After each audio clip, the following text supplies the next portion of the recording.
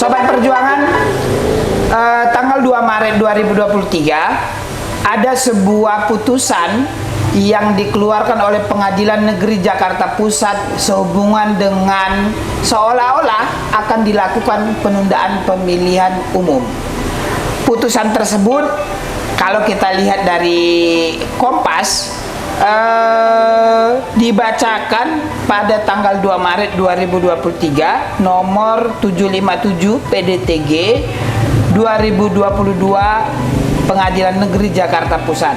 Dalam putusannya, Majelis Hakim memerintahkan Komisi Pemilihan Umum atau KPU menghentikan tahapan pemilu 2024 dan melaksanakan tahapan pemilihan umum dari awal selama lebih kurang 2 tahun 4 bulan 7 hari.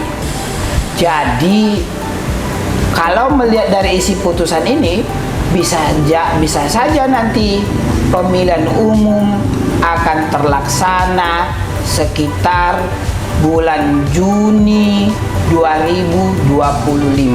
Sobat Perjuangan sekalian, kita akan berdiskusi sehubungan dengan penundaan pemilu dengan Bang Ahmad Sofyan Hussein Rambe dari Adi Mansar Law Institute. Selamat siang, Bang. Siang. Gimana kabar? Baik? Baik. Alhamdulillah baik. Bang, tadi sudah sedikit kita sampaikan. Ya. Menurut Abang, benar tidak ditunda pemilihan umum di tahun 2004? Oke. Begini, ini putusan yang sebenarnya memang sangat fenomenal ya. Mengingat pembahasan tentang penundaan pemilu, perpanjangan masa periode sampai 3 periode itu menjadi bahasan yang ya praktis beberapa tahun belakangan ini itu menjadi pembahasan. Putusan nomor 757 tanggal 2 Maret tersebut, saya rasa semakin menggairahkan pembahasan tentang itu, gitu. Begitu ya, Bang? Ya, menggairahkan pembahasan tentang itu. Kenapa? Karena memang apakah ada agenda-agenda yang dalam tanda kutip mungkin diinginkan oleh orang-orang tertentu, itu juga menjadi topik yang tidak luput dari kenapa akhir-akhir belakangan ini pembahasan tentang penundaan pemilu itu terus terjadi begitu. Padahal dalam konstitusi kita jelas pemilu itu dilaksanakan 5 tahun sekali gitu. Itu jelas perintah undang-undang, jelas bunyinya demikian. Kembali kepada putusan tadi, saya melihat begini. Dalam putusan itu kan disebutkan tentang penundaan pemilu, tapi kembali lagi, apakah Pengadilan Negeri Jakarta Pusat adalah lembaga yang berwenang menentukan hal demikian, gitu. Bahkan banyak literatur yang sudah kita, banyak berita yang sudah kita baca, bahkan Pengadilan Negeri Jakarta Pusat sendiri memberikan penjelasan tentang hal tersebut melalui humasnya. Mereka menyampaikan di dalam putusan itu, mereka menyatakan tidak ada perihal penundaan pemilu, hanya tidak melaksanakan tahapan.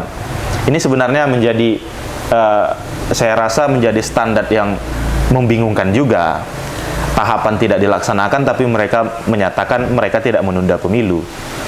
Padahal kalau mengikuti isi putusan tersebut, ya harusnya pemilu itu kan dilaksanakan 2025. 2024? 2024, 2025 menurut putusan itu akan dilaksanakan, kan begitu ya. Siap. Jadi dari situ saja pun sebenarnya ada keraguan-raguan dari Pengadilan Negeri Jakarta Pusat itu sendiri, apakah mereka menunda pemilu atau tidak gitu. Jadi bagi saya, apakah penundaan pemilu itu akan terjadi begitu? Saya melihatnya dari sisi apakah Pengadilan Negeri Jakarta Pusat berwenang menentukan itu, begitu? Nah, masuknya dari situ dulu, gitu. Maksudnya yang abang katakan tadi, berwenang tidak Pengadilan Negeri Jakarta Pusat dalam memutuskan perihal tersebut? Nah, jadi begini, kalau melihat dari runut permasalahan ini, iya, ini kan dimulai dari Partai Prima yang ditetapkan tidak memenuhi syarat oleh KPU, iya, sehingga mereka mengajukan keberatan ke Bawaslu. Di Bawaslu dinyatakan tidak ada kesalahan yang dilakukan oleh KPU. Sepanjang pengalaman yang saya jalani, berpraktik mengikuti sengketa-sengketa pemilu, baik proses maupun sampai hasil di Mahkamah Konstitusi, tidak ada satu proses yang prosesnya itu diselesaikan di pengadilan negeri, gitu. Jadi saat sengketa proses terjadi di saat proses pemilu itu dilaksanakan, maka itu akan diajukan ke Bawaslu. Saat Bawaslu sudah melakukan membuat keputusan, maka keberatan berikutnya itu, upaya hukum berikutnya itu adalah mengajukan upaya hukum ke Pengadilan Tinggi Tata Usaha Negara. Sehingga dalam hal ini sebenarnya saya melihat sederhananya Pengadilan Negeri itu tidak berwenang menentukan penundaan pemilu, begitu. Bang, sedikit. Jadi sepanjang sepengetahuan abang, baru ini pertama kali Pengadilan Negeri yang memutus tentang sehubungan dengan permasalahan pemilihan umum di Indonesia. Ya, begini dia. Pengadilan Negeri itu bisa masuk dalam proses, contoh, ada laporan terhadap Bawaslu, adanya pelanggaran kampanye, kan begitu. Yang diproses di Bawaslu, nggak kumdu, baru dinaikkan ke tahap persidangan. Nah, kalau sampai pada proses itu ya ada, gitu. Tapi kalau terhadap sengketa proses pemilihan umum, apalagi dalam hal ini penentuan peserta pemilihan umum, saya baru melihat kali ini. Karena ini memang fenomenal betul. Begitu, Bang. Makanya karena fenomenalnya, Sobat Perjuangan, maka kita coba membahas permasalahan ini di channel Kantor Hukum Perjuangan. Tadi saya sedikit, Bang. Tadi abang sampaikan ada permasalahan tentang pemilihan umum di Pengadilan Negeri. Ini kalau saya nggak salah ini sehubungan dengan pidananya ya, Bang? Ya, pidana, betul. Tapi kalau sehubungan dengan proses belum pernah ada. Saya belum menemukan. Belum pernah ada ditemukan ya, Bang? Iya. Dan karena memang prosesnya bukan di Pengadilan Negeri, prosesnya itu adalah di Bawaslu. Nah, kalau begini, pengalaman kami di 2017 kalau saya nggak silap, 2017 itu ada pilkada di Kabupaten Langkat. Salah satu calon independen itu ditetapkan tidak memenuhi syarat. Kita ajukan keberatan ke Bawaslu, Bawaslu menolak keberatan kita, maka upaya saat keberatan ke Bawaslu itu tidak dikabulkan, kita melakukan upaya hukum ke Pengadilan Tinggi Tata Usaha Negara. Begitu. Pengadilan Tinggi Tata Usaha Negara memutus kita sebagai peserta pilkada saat itu. Ditetapkan kita sebagai peserta di Pengadilan Tinggi Tata Usaha Negara. KPU kasasi ke Mahkamah Agung. Mahkamah Agung tetap pada keputusan yang sudah diberikan oleh Pengadilan Tinggi Tata Usaha Negara. Sehingga kita praktis sebulan sebelum pemilihan umum, kita ditetapkan sebagai peserta pilkada saat itu. Pasangan calon yang ada saat kita dampingi. Makanya ini menjadi sebuah, kalau bagi saya ini adalah sebuah kekeliruan dalam mengambil sebuah keputusan. Kenapa? Karena mekanisme atau gugatan yang diajukan oleh Partai Prima itu adalah ranahnya hukum privat, perdata. Jadi perdata itu tidak bisa melampaui putusannya itu melampaui sehingga mengatur hukum publik, dalam hal ini tata negara, administrasi negara, proses pemilu, begitu. Apalagi sampai menentukan proses itu harus ditunda, itu sebuah kekeliruan bagi saya. Baik, Bang. Tadi, Bang, supaya lebih jelas nih kan, Bang. Tahun berapa sih abang yang mengaju tentang sehubungan dengan Kabupaten Langkat? Calon bupati siapa sih namanya kemarin, Bang? Saya lupa pilkada tahun berapa itu, 2017 atau 2018, tapi yang jelas saat itu pilkada pasangan calonnya itu adalah Sulistianto dengan Ustadz Heriansah. Oh ya, Ah, Bang, kami tahu Adi Mansar Law Institute maupun dari kantor advokat Adi Mansar, Guntur Rambe dan rekan itu sering sehubungan dengan menangani perkara tentang sengketa pemilihan umum. Ya. Baik itu yang terakhir kalau kami nggak salah dengar yang di di Kabupaten Mandailing Natal, ya, Sumatera betul, Utara, betul, ya Bang. betul. Menurut pengalaman Abang nih ya kan, apakah menurut Abang KPU Republik Indonesia akan tunduk dengan putusan pengadilan negeri ini? Oke, pertanyaan itu sangat-sangat menarik ya. Kalau saya sebenarnya lebih kepada KPU tidak harus tunduk terhadap keputusan tersebut. Oh, bahasanya jadi tidak harus tunduk. Tidak ya? harus tunduk. Berarti apakah tadi pertanyaan saya kan gini, apakah kayak KPU harus tunduk dengan putusan Pengadilan Negeri nomor 757 PDTG tahun 2023 2022 Ya. tapi malah Abang bilang ini tidak harus tunduk. Tidak harus tunduk. Karena bagi saya justru kalau kita kan beracara di peradilan itu kan sering mempilah. Sehingga apakah diajukan gugatan itu sesuai dengan hukum formil terlebih dahulu.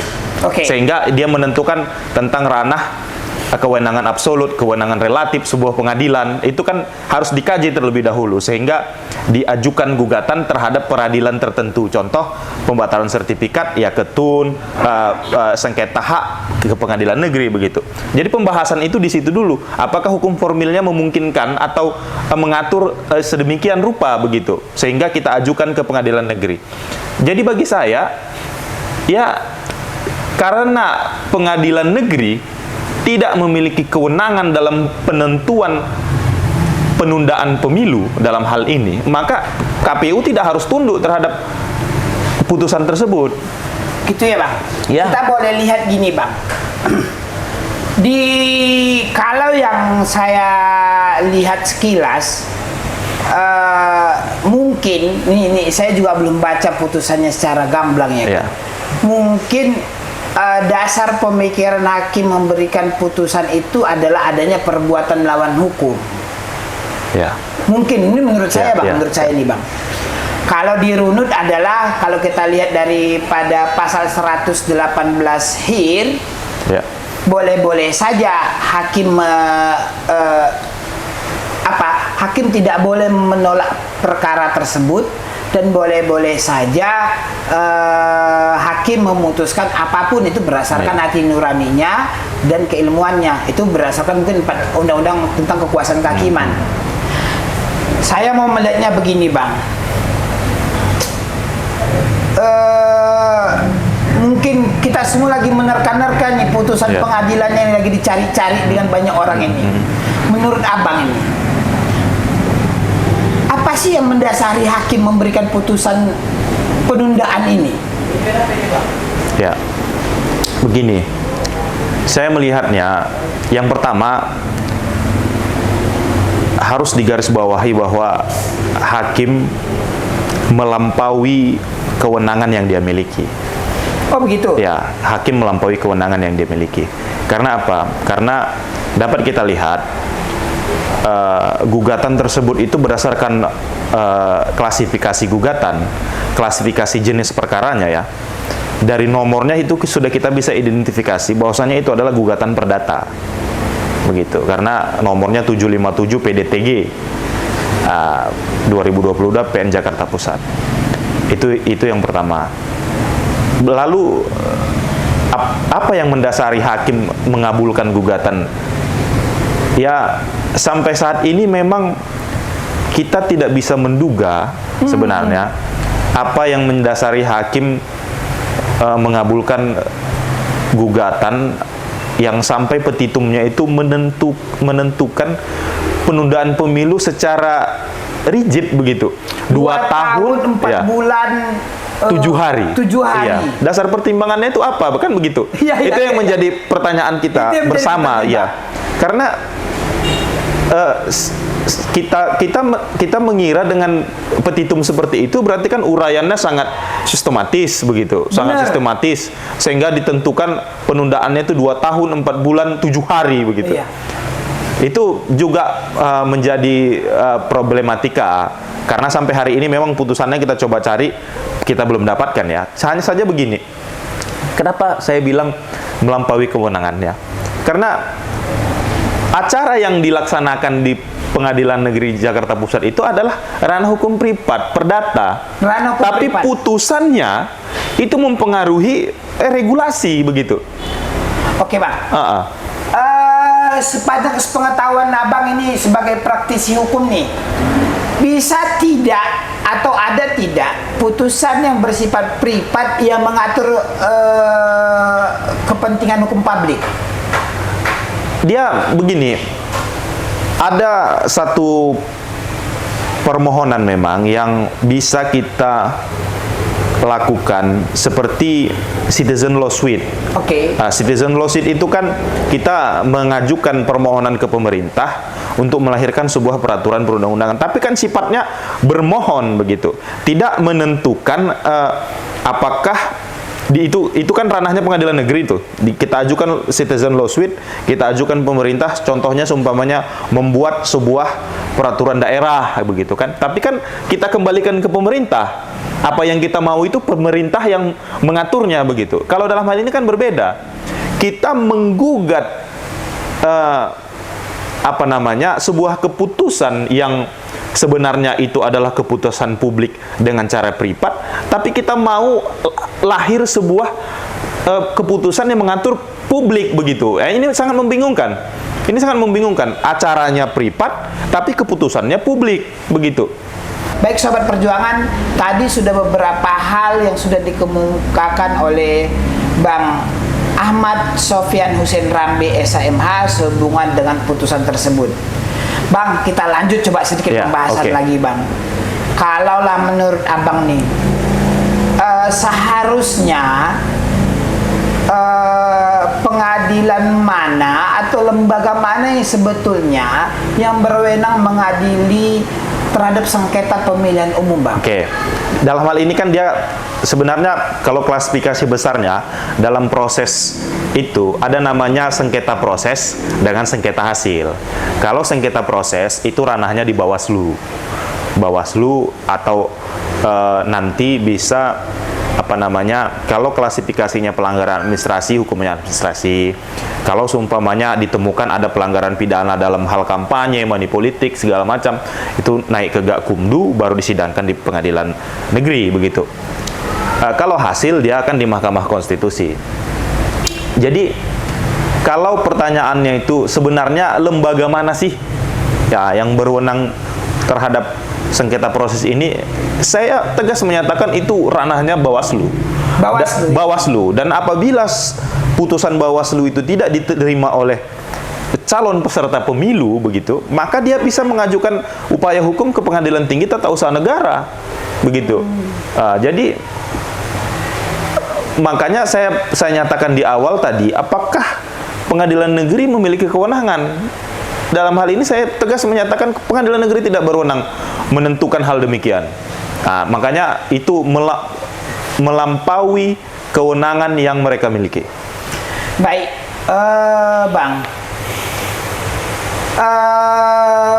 Sobat Perjuangan kiranya ingin tahu nih, Bang. Ya. Sudah berapa banyak sih perkara sehubungan dengan sengketa pemilihan umum yang pernah Abang tangani sih, Bang? Ada berapa aja sih? Kalau saya pribadi, saya kan bergabung di Adi Mansar Law Institute itu sejak 2015. Sejak 2015 saya magang, sampai 2017 saya dilantik sebagai advokat. Ya, praktis Pilkada Aceh Tenggara kita sudah ikuti, Pilkada Kabupaten Langkat kita ikuti, Pilkada Biren kita ikuti sebagai kuasa hukum Komisi Independen Pemilihan. Kalau di sana kan namanya KIP. Kalau KIP, ya, Bang? ya khusus karena di Aceh itu khusus. Aceh, Ya. ya. Lalu Pilkada Provinsi Sumatera Utara antara Pak Edi Ramayadi dengan saat itu Jarod lawannya, Jarod Saiful Hidayat ya, dengan Pak Sihar saat itu kan. Itu kita juga turut, dan saya itu sebagai pelapor saat itu adanya keputusan Bawaslu yang kita anggap saat itu ya tidak fair lah saat itu ya. Kita adukan ke DKPP saat itu. Terakhir Bang, begini Bang. Terakhir yang ditangani oleh perkara sehubungan dengan sengketa pemilu yang ditangani oleh orang Abang itu perkaranya di mana Bang? Yang terakhir. Kita terakhir itu Pilkada 2020 itu Kabupaten Mandailing Natal. Kabupaten Mandailing Natal itu Pilkada 9 Desember 2020 sampai pada menggugat di Mahkamah Konstitusi. Saat itu kita dikabulkan gugatan kita, pemungutan suara ulang itu di 3 TPS. Lalu pemungutan suara ulang itu saya lupa tanggalnya persis, tapi itu sedikit Bang, maaf ya Bang. Sehubungan dengan apa sih? Kenapa diajukan ke Mahkamah Konstitusi? Kalau itu sengketa hasil. Sengketa hasil ya, hasil. Nah, makanya tadi saya bilang ada perbedaan yang signifikan dari garis besarnya itu adalah sengketa proses dengan sengketa hasil. Jadi kalau proses dia itu ranahnya Bawaslu. Sehingga seluruh proses-proses yang berkaitan dengan proses pemilu itu disengketakan di Bawaslu. Begitu ya Bang? Ya, disengketakan di Bawaslu. Sehubungan dengan sengketa proses itu masuk dalam ruang lingkup Bawaslu ya Bang? Ya. Tapi kalau dengan hasil itu masuk dalam ruang lingkup Mahkamah Konstitusi. Mahkamah Konstitusi. Baik Bang. Bincang-bincang kita makin menarik, tapi waktu juga yang membuat kita untuk memberikan. Tapi bincang-bincang baik Bang, bincang-bincang kita makin menarik dan makin hangat. Sedikit Bang, kami minta kesimpulan dari sama Bang sehubungan dengan putusan 757 PTDG garing 2022 Pengadilan Negeri Jakarta Pusat. Saya mau tanya nih sama Bang nih, mungkin tidak ada putusan-putusan seperti ini akan terjadi, atau apakah ada sesuatu hal di balik putusan ini makanya ini dikeluarkan? Baik, kalau saya sih begini menilainya, putusan ini sebenarnya bagi saya mencederai proses demokrasi. Kenapa? Karena ini mengganggu tahapan yang sudah dijalani oleh pemerintah. Apakah ini ada agenda besar atau di belakangnya, saya tidak mau masuk pada posisi itu, tapi sedikit Bang. Jadi kan kondisinya biasanya masa jabatan itu 1 kali 5 tahun, ini bisa bertambah dong jadinya. Bisa jadi 6 tahun, 7 tahun. Justru karena itu, kalau seumpamanya proses pemilu ini ditunda, kan begitu, maka akan ada kekosongan jabatan. Nah, bagaimana mengaturnya nanti begitu? Itu kan jadi permasalahan juga yang harus diselesaikan juga begitu. Contoh, presiden akan berakhir Oktober 2024. Kalau pemilu itu ditunda 2025, siapa yang akan mengisi jabatan presiden? Kan begitu. Apakah DPR harus diperpanjang? Itu kan menjadi permasalahan hukum berikutnya begitu. Jadi makanya saya ingin menyampaikan begini, janganlah, saya sangat tidak terima dengan keadaan putusan itu ya. Makanya saya berharap ini tidak akan terulang kembali, dan saya secara tegas menyatakan saya berkeinginan hakim yang memeriksa dan memutus perkara ini untuk diperiksa oleh Badan Pengawas Mahkamah Agung dan Komisi Yudisial. Sampai segitunya, karena ini secara nasional sebenarnya ini buat gaduh. Buat gaduh ya. Masyarakat juga saya lihat 2 hari belakangan ini, mulai dari kemarin ya, itu memberikan pernyataan-pernyataan yang sangat kecewa begitu. Kok bisa gitu? Kok ditunda? Ya kalau macam-macam pendapatnya. Kalau di sosmed itu kita lihat kan bahasanya semaunya aja gitu ya, semaunya aja. Ya mereka bilang kok bisa? Ya kalau KPU-nya salah ya KPU-nya aja yang diganti. Kenapa harus proses pemilunya yang ditunda begitu? Atau kalau mereka memang dinyatakan memenuhi syarat, ya jadikan aja mereka peserta. Kenapa harus pemilunya yang ditunda? Itu kan menjadi problematika begitu. Ya kalau memang mereka dinyatakan memenuhi syarat dan KPU melanggar hukum begitu, ya sudah, tetapkan mereka sebagai peserta pemilu. Kenapa harus pemilunya yang ditunda? Ini kan menjadi pertanyaan besar bagi kita. Iya. Gitu. Baik, Bang.